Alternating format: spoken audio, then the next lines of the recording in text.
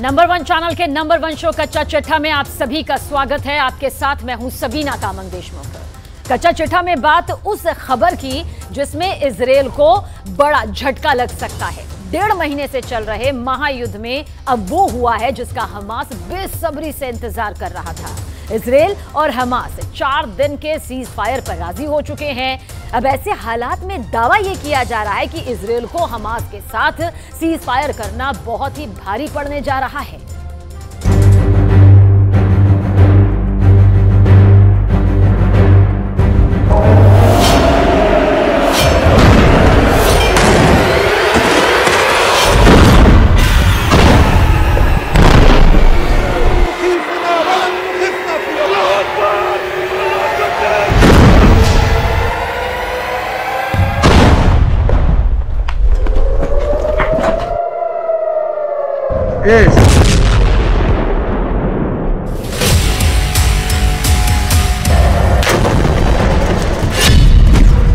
Gaza युद्ध में पहली बार जीता हमास।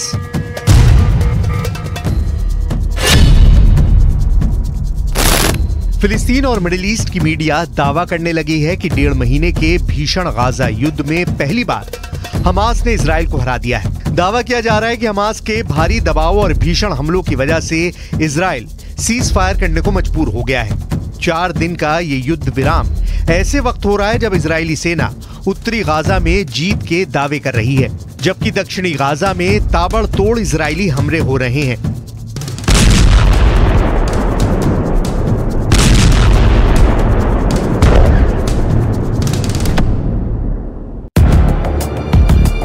दक्षिणी गाजा का खान यूनिस शहर इजरायली हमलों से बुरी तरह से तबाह हुआ है। ऐसे वक्त में इजराइल हमास के साथ सीज फायर को क्यों तैयार हुआ, इस पर पूरी दुनिया में खलबली मची हुई है। दावा तो यहां तक किया जा रहा है कि हमास चीफ इस्माइल हानिया और हमास के टॉप कमांडर और नेता याहिया सिनवार ने अपनी शर्तों पर इजराइल को सीज फायर करने के लिए झुका दिया है।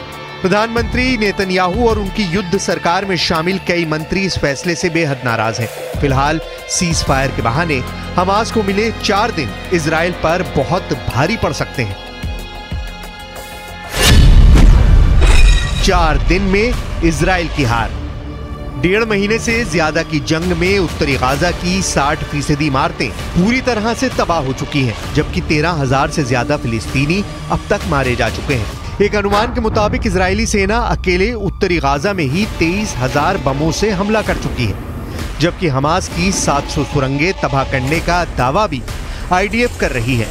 लगभग 18,000 ठिकाने हमास के तबाह करने का दावा इजराइल का रक्षा मंत्रालय कर चुका है।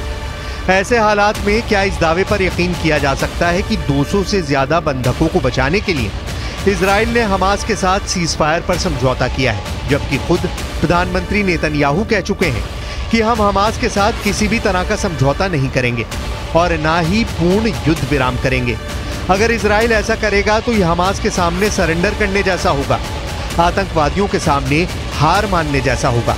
तो फिर इजराइल हमास के साथ 4 दिन के सीज फायर पर तैयार क्यों हुआ है? जरा इस पेचीदा पहली को भी समझ लीजिए और इजराइल की चाल को भी समझ लीजिए। इजराइल के प्रधानमंत्री बेंयामिन नेतन्याहू ने ऐलान कर दिया है कि भले ही दुनिया भर की मीडिया सीज फायर पर बढ़-चढ़ कर दावे करे, लेकिन यह बिल्कुल साफ है कि युद्ध नहीं रुकेगा, हमले नहीं रुकेंगे। सीज फायर का मतलब युद्ध रोकना नहीं है, बल्कि बंधकों की रिहाई के लिए एक रास्ता निकालना भर है।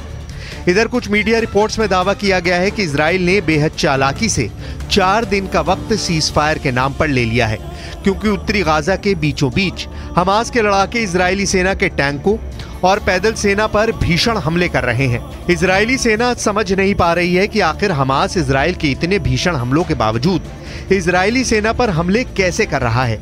कुछ रिपोर्ट्स के मुताबिक इजरायली सेना उत्तरी गाजा में फिलिस्तीनी आतंकवादी समूह अल कुद्स ब्रिगेड को पूरी तरह से खत्म करना चाहती है, क्योंकि अल कुद्स ब्रिगेड ने उत्तरी गाजा में इजरायली टैंकों को तबाह करके रख दिया है। अल कुद्स ब्रिगेड इजराइल के 50 से ज्यादा टैंकों को तबाह करने का दावा कर रही है। अभी तक गाजा युद्ध में इजराइल के 70 से ज्यादा सैनिक मारे जा चुके हैं, जिनमें कई कमांडर लेवल के अफसर हैं। अल कुद्स ब्रिगेड के लड़ाके आईडीएफ टैंकों पर बेधड़क रॉकेट लॉन्चर से हमले कर रहे हैं।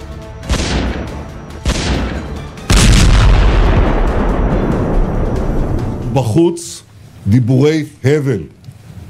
כאילו אחרי ההפוגה להשבת חטופינו, אנחנו נפסיק את המלחמה. אז אני מבקש להבהיר, אנחנו במלחמה, ונמשיך במלחמה. נמשיך במלחמה עד שנשיג את כל היעדים שלנו. गाजा युद्ध में पहली बार जीता हमास। कुछ पश्चिमी मीडिया की रिपोर्ट्स के दावों के मुताबिक इजरायली सेना आईडीएफ की इंटेलिजेंस यूनिट 504 इस वक्त उत्तरी गाजा और दक्षिणी गाजा में बेहद खास गुप्त मिशन पर लगी हुई है। दावों के मुताबिक आईडीएफ की इंटेलिजेंस यूनिट 504 ने ही हमास के हथियारों की खेप और सुरंगों का पता लगाया है। दावा तो यहां तक किया गया है कि दुश्मनों से बचाने में मोसाद और शिन बेट के अलावा 504 यूनिट का भी बड़ा योगदान सामने आया है। इजराइल की सीक्रेट फोर्स 504 एक्टिव इस वक्त बेहद एक्टिव है। 1.5 महीने से ज्यादा की जंग में हमास के कम से कम 300 लड़ाकों को आईडीएफ की इंटेलिजेंस यूनिट 504 ने पकड़ा है और उनसे पूछताछ में कई राज खोज निकाले हैं। इंटेलिजेंस यूनिट 504 ने हमास लड़ाकों से गाजा में उनके ठिकाने, अस्पतालों में कमांड सेंटर से लेकर हमास की अगली रणनीति तक का पता लगा लिया है, जिसके बाद से इजराइल ने हमास के साथ सीजफायर का फैसला लिया है ताकि हमास के लड़ाकों से मिली बेहद खास जानकारी के आधार पर इजराइल नए सिरे से उत्तरी और दक्षिणी गाजा में प्रचंड हमले कर सके।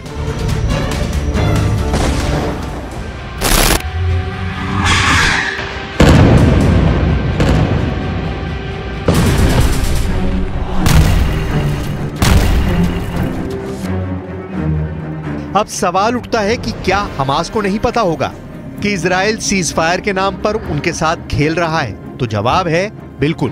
हमास के टॉप नेता और कमांडर सभी को पता है कि इजराइल सीजफायर की आड़ में गाजा में बहुत कुछ खेला कर सकता है, लेकिन हमास भी चाहता है कि अगर 4 दिन तक इजराइल के हमले हमास के ऊपर नहीं होंगे तो वो इस वक्त में इजरायली सेना पर नए सिरे से हमले करने के लिए अच्छी तैयारी कर सकता है। कतर में बैठे हमास चीफ इस्माइल हानिया और खुफिया ठिकाने पर छिपे हमास के टॉप नेता याहिया सिनवार सीजफायर के जरिए इजराइल के साथ जंग का सबसे बड़ा जुआ खेल रहे हैं। देखिए 4 दिन के सीजफायर में क्या तय हुआ है और सीजफायर के पीछे कौन कौन से देश शामिल हैं। हमास और इजराइल के बीच सीजफायर डील को मंजूरी मिल चुकी है। इजरायली कैबिनेट ने हमास के साथ डील को मंजूरी दे दी है। 4 दिन के लिए बंद हुए इजराइल हमास की जंग में 30 बच्चों समेत 50 बंधकों की होगी रिहाई, जबकि 300 तक फिलिस्तीनी कैदी भी इजराइल छोड़ेगा। इजराइल अपने बंधकों को छुड़ाने के लिए कई तरह की शर्तों पर सहमत हो गया है। हमास के नेता याहिया सिनवार की ओर से रखी गई शर्त को भी इजराइल मानने को तैयार हो गया है। इस शर्त के मुताबिक युद्ध विराम के हर दिन 6 घंटे के लिए गाजा हवाई क्षेत्र में इजरायली ड्रोन नहीं उड़ेंगे। इसका कारण है कि इजराइल बंधकों की लोकेशन ना जान सके। हमास हर दिन 10 इजरायली बंधकों को छोड़ेगा।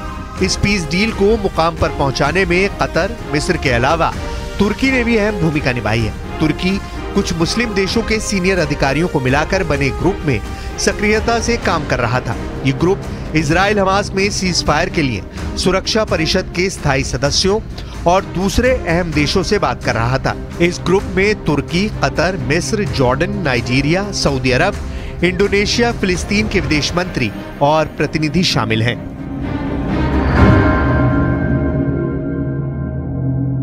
Hamas have a dubious record with regard to holding fire in the past. They've utilized these types of pauses in the past to conduct more killing and abduction. So we need to be very strong in our defensive position. Ceasefire नहीं, ये surrender है। ونقول للاحتلال الذي تجاوزت خسائره 180 دبابة وناقلة جند وآلية عسكرية ومئات القتلى والجرحى في صفوف جنوده وضباطه خلال أسبوعين فقط. نحن لازلنا في بداية المعركة ولازلنا في أول الطريق وأول الشوط وإن القادم بإذن الله أكبر وأعظم। इधर Hamas ने ceasefire के बीच बहुत बड़ी धमकी दी है। हमास के टॉप कमांडर्स ने साफ कह दिया है कि इजराइल पर हम 7 अक्टूबर जैसे बड़े हमले लगातार करते रहेंगे। हमास वेस्ट बैंक में रह रहे फिलिस्तीनियों को भी इजरायली लोगों पर हमला करने के लिए उकसा रहा है। Middle east media research institute यानी MEMRI के मुताबिक वेस्ट बैंक में मौजूद हमास की स्टूडेंट विंग ने एक वीडियो जारी कर लोगों को 7 अक्टूबर जैसा हमला दोहराने को कहा है। अब ऐसे हालात में देखना होगा कि क्या 4 दिन का सीजफायर इजराइल के लिए नया नासूर साबित होगा या फिर हमास के खिलाफ गेम चेंजर।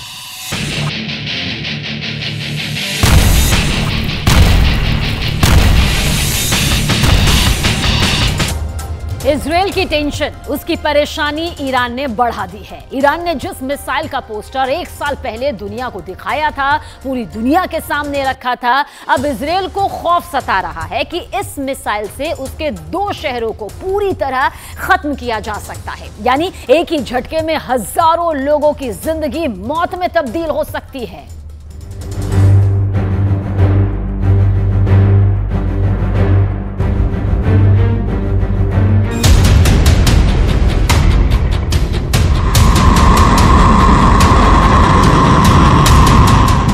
सन्नाटे को चीरती मिसाइल का शोर हुआ।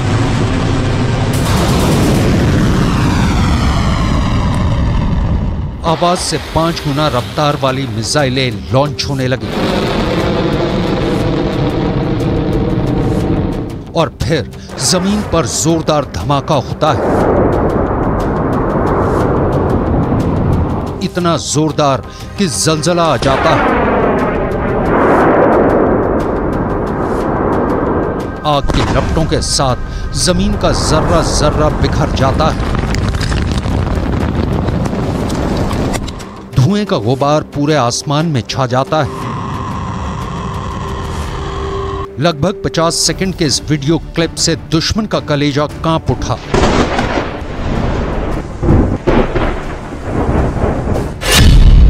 पहली मिसाइल,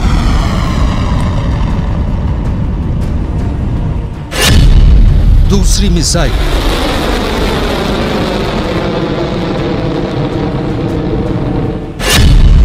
तीसरी मिसाइल,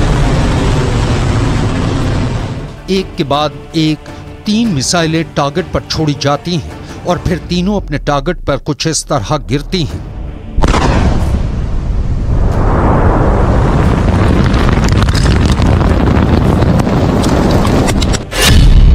धमाका नंबर 1,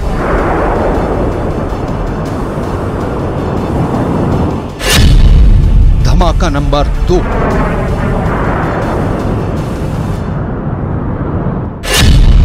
धमाका नंबर 3,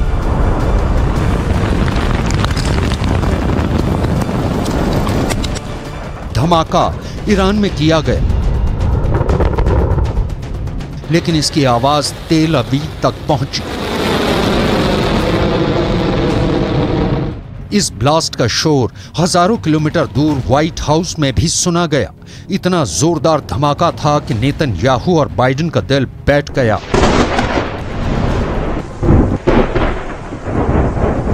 ईरान की पहली हाइपरसोनिक मिसाइल वार और पलटवार के लिए तैयार है। इस घातक हथियार की रेंज, इसकी रफ्तार, सब कुछ बहुत बड़ा सीक्रेट है जिसे ईरान अब दुनिया को बताना चाहता है। ईरान की ऐसी मिसाइल का पोस्टर 1 साल पहले छप गया था। तेहरान की सड़कों पर चप्पे चप्पे में पोस्टर लगाया गया।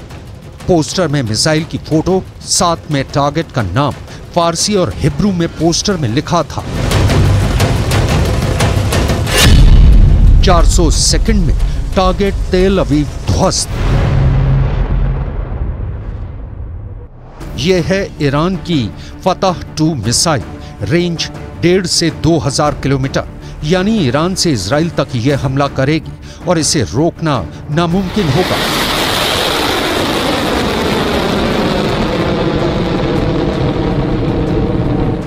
क्योंकि यह हाइपरसोनिक मिसाइल है, यानी स्पीड 6000 किलोमीटर प्रति घंटा से ज्यादा, या कहें कि आवाज से 5 गुना ज्यादा रफ्तार।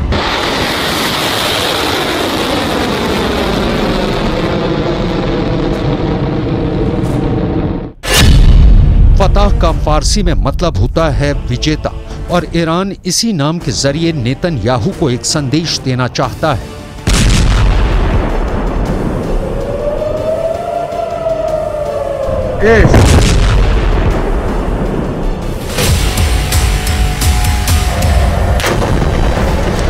गाजा में हो रही बमबारी और हजारों लोगों की मौत को लेकर ईरान इस वक्त बहुत गुस्से में है। सबने सवाल पूछा कि मिसाइल है तो ईरान किस बात का इंतजार कर रहा है।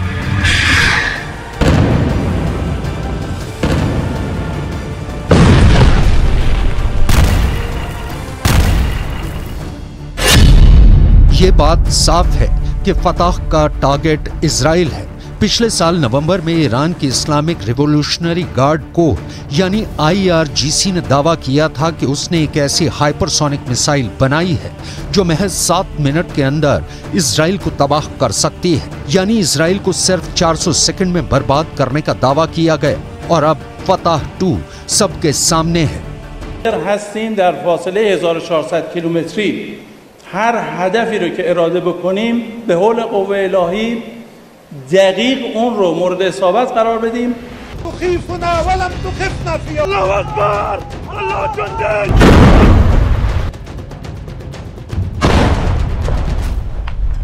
ईरान के सुप्रीम लीडर अली खामेनेई से लेकर राष्ट्रपति इब्राहिम रईसी तक सबको जिसका इंतजार था, मिसाइल की दुनिया में ईरान का एक ऐसा प्रोजेक्ट जिस पर तेल अवीव और पेंटागन की पैनी नजर थी।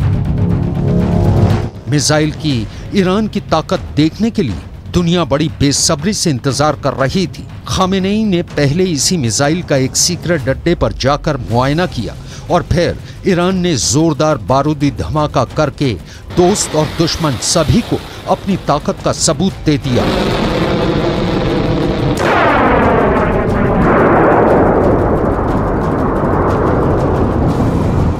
ईरान की पहली हाइपरसोनिक मिसाइल बनाने की सुगबुगाहट पिछले 1 साल से हो रही थी।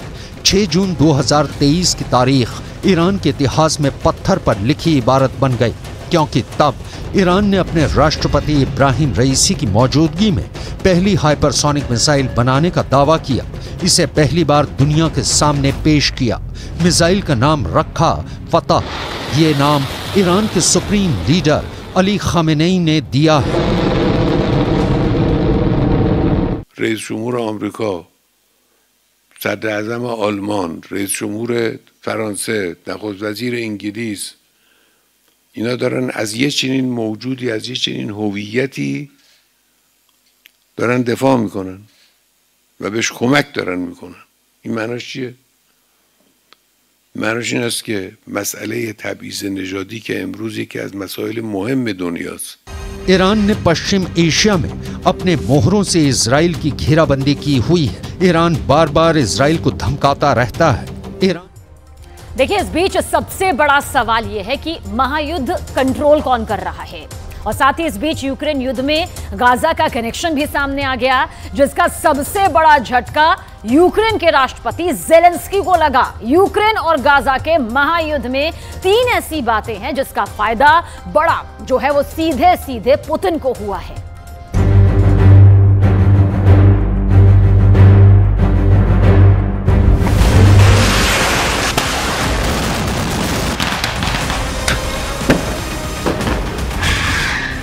जब दुनिया गाजा में इजराइल की बमबारी देख रही है,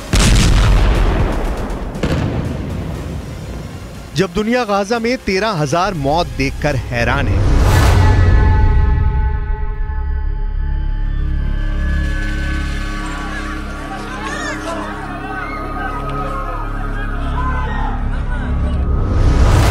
जब अमेरिका के समुद्री बेड़े इजराइल को बचाने के लिए भूमध्य सागर में डेरा डाले हुए हैं,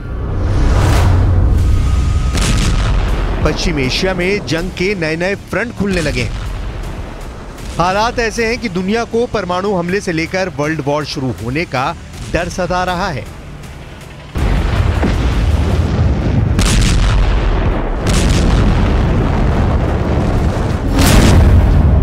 तब पुतिन की फौज ने यूक्रेन के करीब 15,000 सैनिकों को मार डाला है, और यह काम उसने सिर्फ 3 हफ्ते में किया है। यानी हर हफ्ते पुतिन यूक्रेन के 5,000 सैनिकों को मौत के घाट उतार रहे हैं।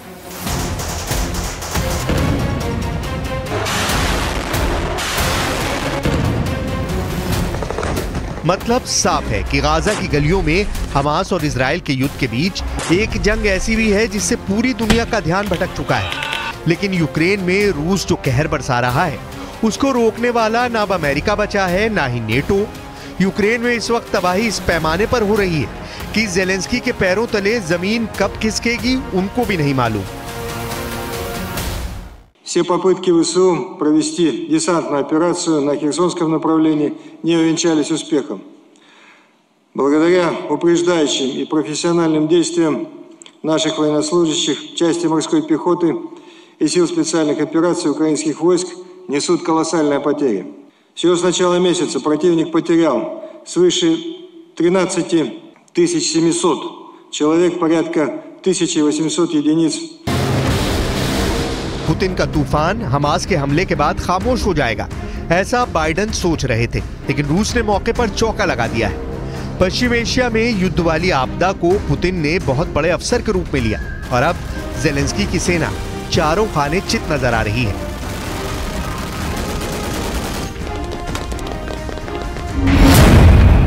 इसकी बड़ी वजह गाजा का युद्ध बन चुका है, क्योंकि अमेरिका का हथियार सप्लाई अब पूरी तरह इजराइल की तरफ खिसक चुकी है।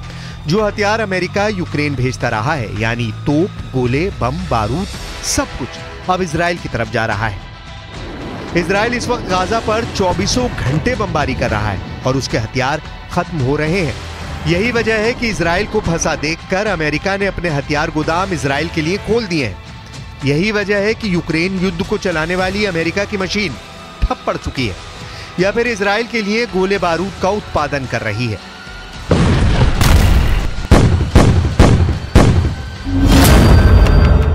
बाइडेन की मेहरबानी नेतन्याहू के लिए बड़ी राहत बनकर आई है, जबकि ज़ेलेंस्की को लग रहा है कि अमेरिका ने यूक्रेन को ठग लिया है। यही इस वक्त यूक्रेन और इजराइल की कहानी है, जो इसकी स्क्रिप्ट पुतिन बाइडेन से लिखवा रहे हैं, जिसका असर नवंबर में देखने को मिला है, क्योंकि पहले 3 हफ्तों में ही रूस की फौज ने यूक्रेन के करीब 15,000 सैनिकों को मार डाला है। यानी हर हफ्ते पुतिन यूक्रेन के 5,000 सैनिकों को मौत के घाट उतार रहे हैं। अब दीविका से लेकर खेरसान के फ्रंट पर पुतिन की फोर्स लगातार हमले कर रही है और जो ज़ेलेंस्की काउंटर अटैक वाली तैयारी लेकर बैठे थे, वो गाजा के युद्ध में पूरी तरह डूब चुकी है।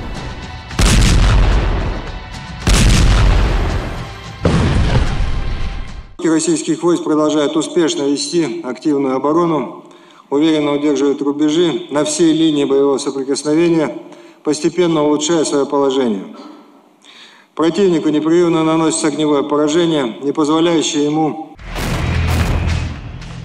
इस वक्त यूक्रेन के अवदीविका के लिए बहुत खतरनाक युद्ध चल रहा है। जिस तरह रूस ने बखमूत पर हमला किया था, ठीक उसी तरह अब अवदीविका को घेर लिया है। ज़ेलेंस्की का दावा है कि रूस को अवदीविका की लड़ाई में बहुत बड़ा नुकसान उठाना पड़ा है।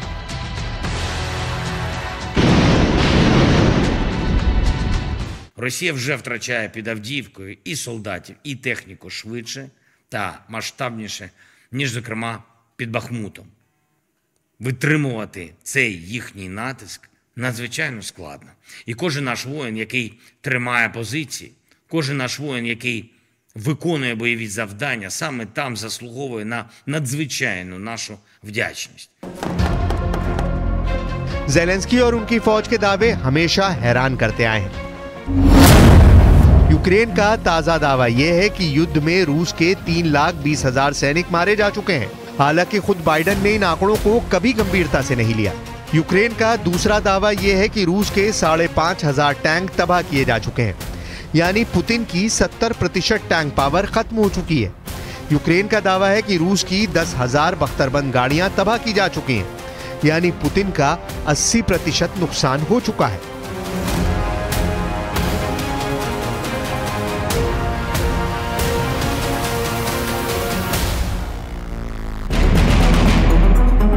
अब तक यूक्रेन के ऐसे दावों का मजाक उड़ता रहा है और यूक्रेन की बढ़ा चढ़ाकर आंकड़े पेश करना अपनी नाकामी छुपाने का तरीका बताया गया है, जबकि सच ये है कि यूक्रेन लगातार रूस के हाथों अपनी जमीन खो रहा है।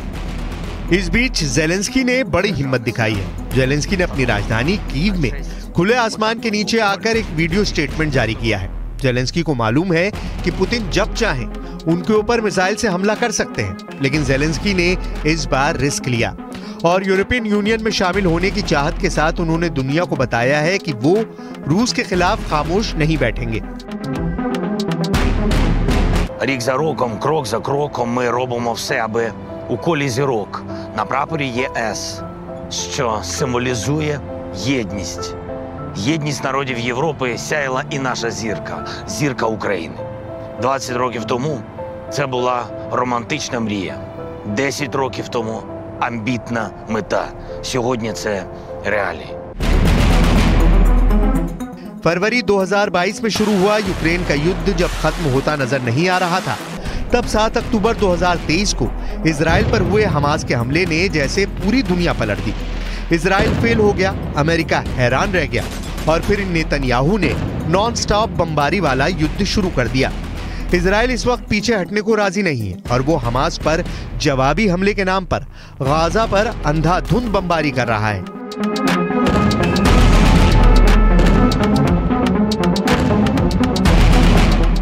ऐसी ही तस्वीरों में दुनिया यूक्रेन युद्ध को जैसे भूल गई है और इस तरह से पुतिन ने भी पूरी नेटो को भटका दिया है। पुतिन अब जहां जा रहे हैं वो यूक्रेन को नहीं बाकी दुनिया की बात कर रहे हैं। ब्रिक्स देशों की ऑनलाइन मीटिंग के दौरान पुतिन ने बता दिया कि अमेरिका और बाइडेन पूरी दुनिया में अराजकता फैलाना चाहते हैं और फिलिस्तीन इजराइल का ताजा मुद्दा इसकी मिसाल है।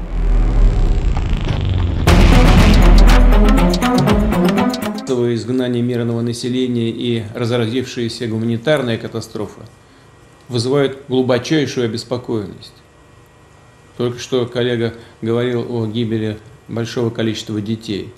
Это ужасно, но когда смотришь, как делают операции без наркоза детям, это вызывает, конечно, особые чувства. Все эти события, по сути, являются прямым следствием стремления Соединенных Штатов монополизировать посреднические। युद्ध को लेकर पूरी दुनिया में अंगारे देखने को मिल रहे हैं। सिर्फ गाजा और यूक्रेन ही नहीं, ये दक्षिण चीन सागर है और यहाँ पर अमेरिका और फिलीपींस की वायुसेना वॉर एक्सरसाइज कर रही है।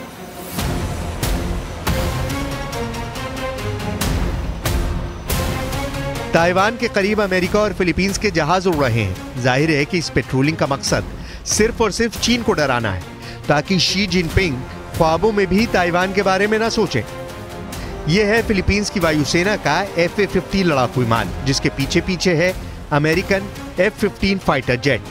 दोनों साथ उड़ रहे हैं। ये दोनों मिसाइलों से लैस हैं और इस बात को साबित करना चाहते हैं कि दक्षिण चीन सागर में शी जिनपिंग की दादागिरी नहीं चलने दी जाएगी। सवाल है कि क्या चीन इससे डर जाएगा?